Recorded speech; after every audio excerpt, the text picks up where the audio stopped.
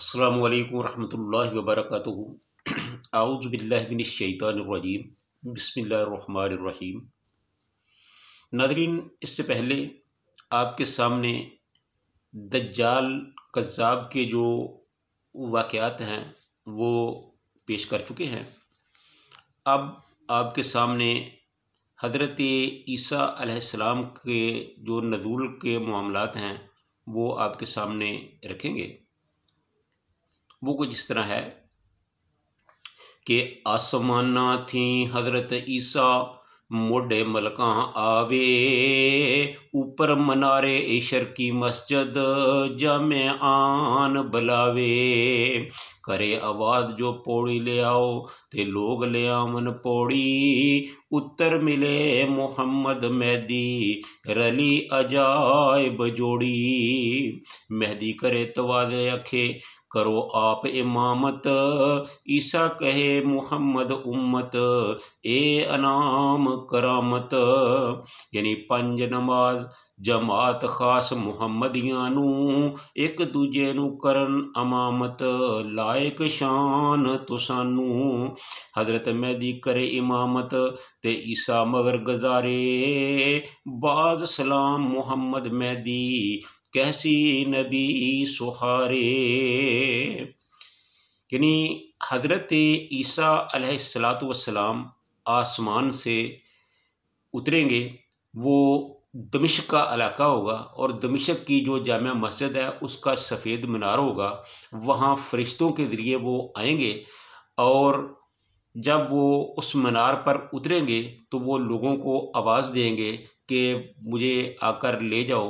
लिहाजा वो ऊपर जाएंगे और ईसा अलैहिस्सलाम को मीनार से नीचे उतारा जाएगा और वो हज़रत मुहम्मद मेहदी अलैहिर्रहमा के साथ मिलेंगे। और चूँकि असर की नमाज का वक्त हो चुका होगा तो हज़रत मेहदी जो हैं वो हज़रत ईसा अलैहिस्सलाम से कहेंगे कि आप जमात कराएं, नमाज पढ़ाएं। तो हज़रत ईसा अलैहिस्सलाम कहेंगे कि ये जो इमामत का मामला है ये अल्लाह ताला ने जो शर्फ़ है ये उम्मत मुहम्मदिया को बख्शा है, लिहाजा आप इमामत कराएं, मैं आपके पीछे नमाज अदा करूँगा। तो इस तरह हज़रत मेहदी अलैहिस्सलाम जो हैं वो इमामत करवाएंगे और हज़रत ईसा अलैहिस्सलाम उनके पीछे नमाज पढ़ेंगे। तो जब नमाज से फ़ारिग हो जाएंगे तो सब अहले ईमान जो है वो लड़ाई की तैयारी करेंगे और हज़रत ईसा अलैहिस्सलाम से कहा जाएगा कि वो इस्लामी लश्कर की क़ियादत करे।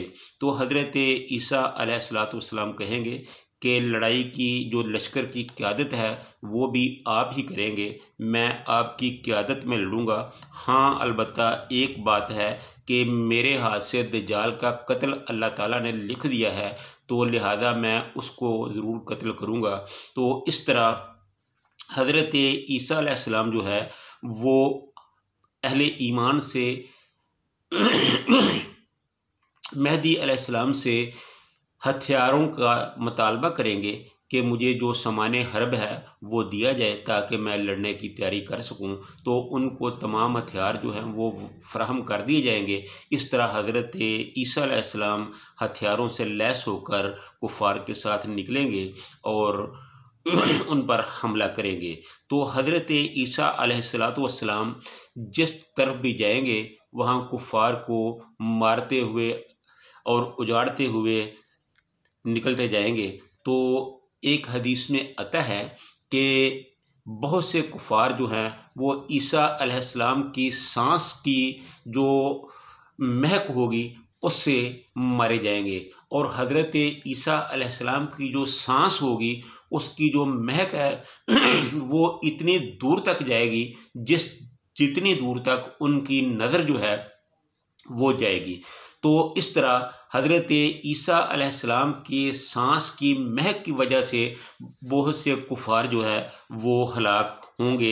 ये भी ईसा अलैहिस्सलाम का एक मौजज़ा ही इसको कहा जा सकता है। जो जिस तरह अल्लाह ताला अगर दज्जाल को इतनी ताकत दे सकता है तो ईसा अलैहिस्सलाम को तो उससे कहीं ज़्यादा हकदार हैं। तो इस तरह अल्लाह की दी हुई ताकत से ईसा अलैहिस्सलाम कुफार पर बहुत ही भारी पड़ेंगे। तो इस तरह हज़रत ईसा अलैहिस्सलाम जो है वो लड़ते भिड़ते जो है वो दज्जाल की तलाश में निकलेंगे और लोगों को पुकार कर कहेंगे कि मुझे बताओ कि दज्जाल किधर है। तो उनको कहा जाएगा कि वो रहा दज्जाल। तो हज़रत ईसा अलैहिस्सलाम दज्जाल की तरफ जाएंगे, क्योंकि दज्जाल को भी पता है कि उनको कत्ल जो है वो ईसा अलैहिस्सलाम ही करेंगे।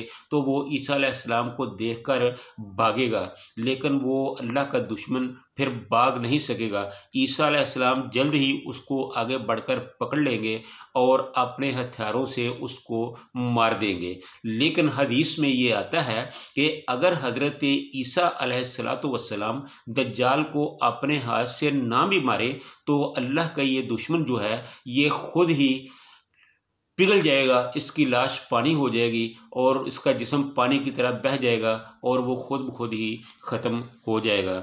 और इस तरह ये एक बहुत बड़ा जो फितना था अल्लाह ताला उसका हज़रत ईसा के हाथों जो ख़ात्मा है वो कर देंगे।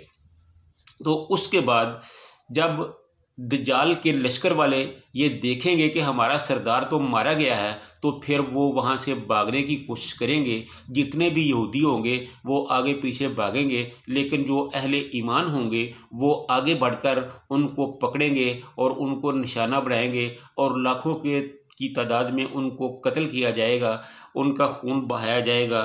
तो इस तरह वो अपनी जान बचाने के लिए अगर किसी पत्थर के पीछे भी जाकर छुपेंगे, किसी दरख्त के पीछे जाकर छुपेंगे, तो वो दरख्त या पत्थर बोलकर मुसलमान को, ईमान वाले को, मोमिन को बता देगा कि ये फ़लाँ काफिर यहूदी जो है ये मेरे पीछे छुपा हुआ है, लिहाजा इसको पकड़ लो। और इस तरह मुसलमान जो है वो गिन गिन कर, चुन चुन कर तमाम यहूदियों को और कुफार को ख़त्म कर देंगे। तो इस तरह फिर जो मामला है वो सारा ख़त्म हो जाएगा।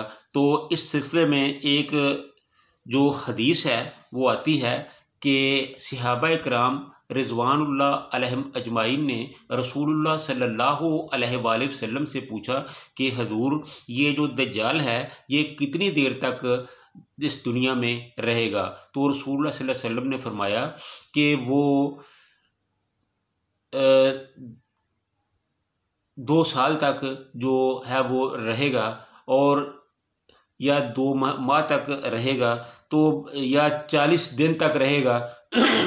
मुख्तलिफ अक़वाल हैं कि ज़्यादा यही है कि वो 40 दिन तक इस दुनिया में रहेगा, और जो उसका पहला दिन होगा वो 1 साल के बराबर होगा, और जो उसका दूसरा दिन होगा, दुनिया पर जो दूसरा दिन होगा, उसके ज़हूर का दूसरा दिन होगा वो 1 महीने के बराबर होगा, और जो उसके ज़हूर का तीसरा दिन होगा वो 1 हफ्ते के बराबर होगा, और उसके बाद जितने भी दिन होंगे वो दूसरे दिनों के मुताबिक ही होंगे।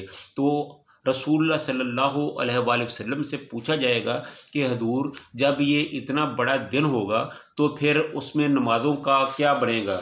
तो उस नमाज जो है वो एक दिन की निस्बत पढ़ी जाएंगी या टाइम के हिसाब से पढ़ी जाएंगी।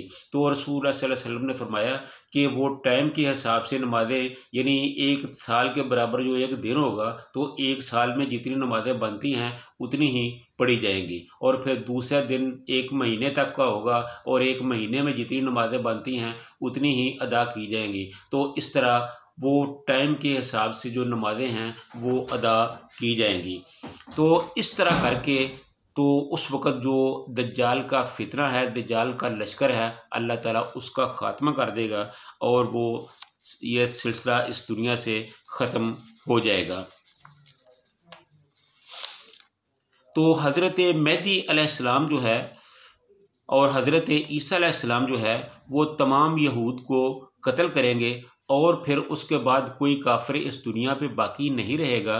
तो उसके बाद जो हज़रत मेहदी अलैहिस्सलाम जो हैं और हज़रत ईसा अलैहिस्सलाम होंगे वो इस दुनिया पे इस्लाम का मुकम्मल नफाज करेंगे, शरीयत मुहम्मदिया को जारी करेंगे, तमाम दुनिया को अदल से भर देंगे, अल्लाह का निज़ाम इस दुनिया पर राइज करेंगे।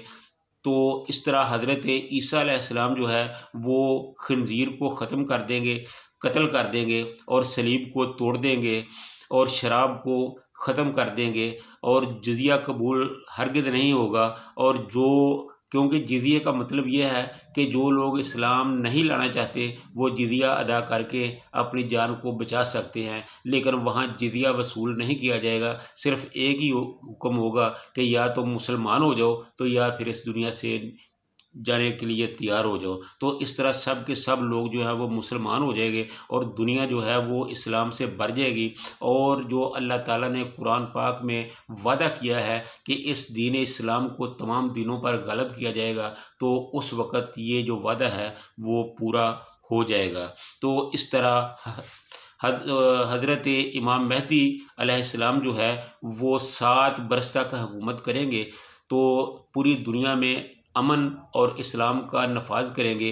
उसके बाद उनकी वफ़ात होगी, तो उसके बाद हज़रत ईसा अलैहिस्सलाम जो है वो हुकूमत करेंगे और हज़रत इमाम महदी अलैहिस्सलाम का जो नमाज़ जनाज़ा है वो हज़रत ईसा अलैहिस्सलाम पढ़ाएंगे। और उसके बाद हज़रत महदी को कफन दफन के बाद फ़ारग होकर ईसा अलैहिस्सलाम जो है वो अपने जो अनाने इक़्तिदार है उसको संभालेंगे और दुनिया की क़यादत करेंगे। तो वो कब तक करेंगे? जब तक अल्लाह को मंजूर होगा।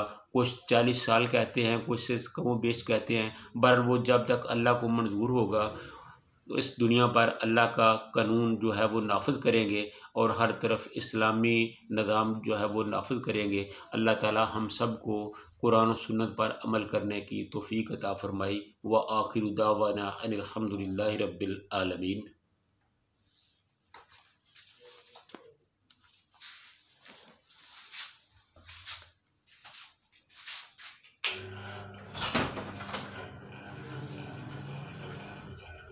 आगे क्या हलवा है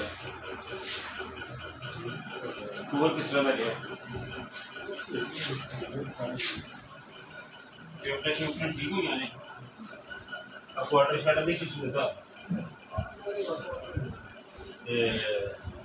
अरे लोग किस तरह में